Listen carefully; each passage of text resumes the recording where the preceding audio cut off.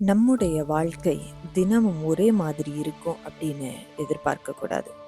சில நாட்கள் எளிதான பாதை, சில நாட்கள்ல கடினமான பாதைகளை, கரடுமுரடான பாதைகள் தான் நம்ம நடக்க வேண்டிய சூழ்நிலை உருவாகும்.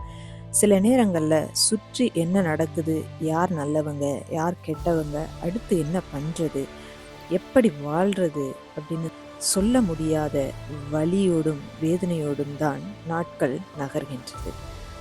இன்று இதை கேட்டுக்கொண்டிருக்கும் நீங்களும் இதே சூழ்நிலையில் இருக்கலாம். கவலைப்படாதீங்க, இதுவும் கடந்து போகும். இந்த உலகில் எதுவும் நிரந்தரம் இல்லை. இன்னும் நம்முடைய பைபிள் மோட்டிவேஷன் சேனலை சப்ஸ்கிரைப் பண்ணலைன்னா மறக்காம இப்பவே சப்ஸ்கிரைப் பண்ணிருங்க. சைடில் இருக்கிற பெல் ஐக்கானையும் ப்ரெஸ் பண்ணிருங்க. அப்பதான் அடுத்தடுத்த வீடியோக்களை உங்களால பார்க்க முடியும். வலிகள் நிரந்தரம் அல்ல. சில பேர் நினைப்பது, கடைசி வரை நான் இதே வலியோடும் வேதனையோடும் தான் இந்த உலகத்துல வாழணுமா அப்படின்னு ரொம்ப வேதனைப்படுவாங்க.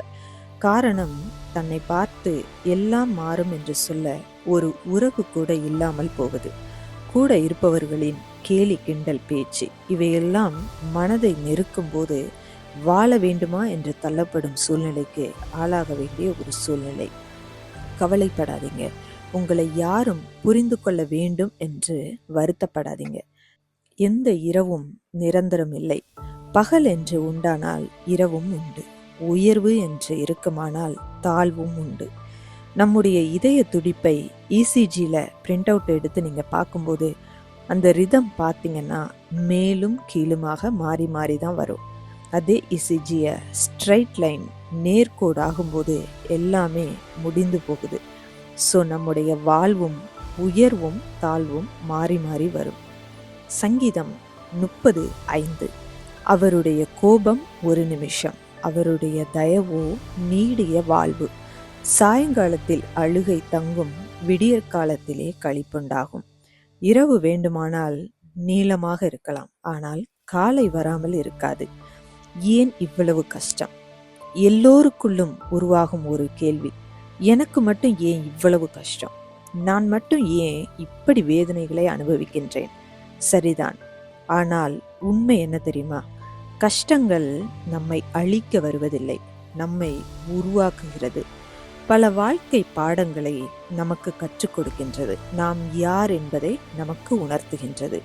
இரும்பு தீயில் போடப்படாமல் வலுவாகாது, வைரம் அழுத்தம் இல்லாமல் உருவாகாது. என்று நீங்கள் அனுபவிக்கும் வலி, பெயின் ஃபியூச்சர்ல, எதிர்காலத்துல உங்களுடைய ஸ்ட்ரென்த். அதுதான் உங்க பலம், உங்கள் உயர்வை நிர்ணயிக்கின்றது.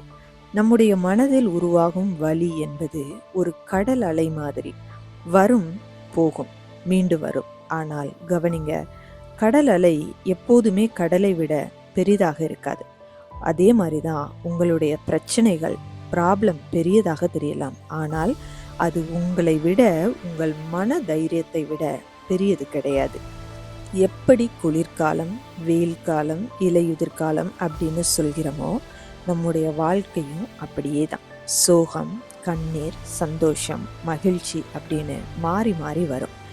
வறண்ட நிலம் என்றுமே வறண்டிருக்கும் அப்படின்னு நினைக்க கூடாது. கண்டிப்பாக அங்கும் ஒரு நாள் மழை பெய்யும். ஆகார் அவமானத்தோடும் மன அழுத்தத்தோடும் வலியோடும் ஒரு பாலைவனத்தை நோக்கி ஓடி போனாங்க. மணல், வெப்பம், தண்ணீர் இல்ல, மனிதர்கள் இல்ல, தனிமை, என் வாழ்க்கை முடிந்து விட்டது அப்படின்னு கதறி அழுறாங்க. எனக்கு இனி வழியே இல்லை, நான் இங்கேயே இறந்து போக போகிறேன் என்று அழும்போது அங்கதான் ஒரு அற்புதம் நடக்கின்றது. அங்கதான் துவக்கம். தேவன் அவள் கண்ணீரை காண்கிறார். ஒரு தேவதூதன் அவளிடம் தோன்றி, ஆகாரே பயப்படாதே, கர்த்தர் உன் கண்ணீரை கண்டார் என்று சொல்கிறார். என்ன ஒரு வார்த்தை! அவள் மறக்கப்பட்டதாக நினைத்த இடத்தில் அவளின் பெயர் எழுதப்படுகிறது. பாலைவனம் முடிவு அல்ல, அது ஒரு ஆரம்பம்.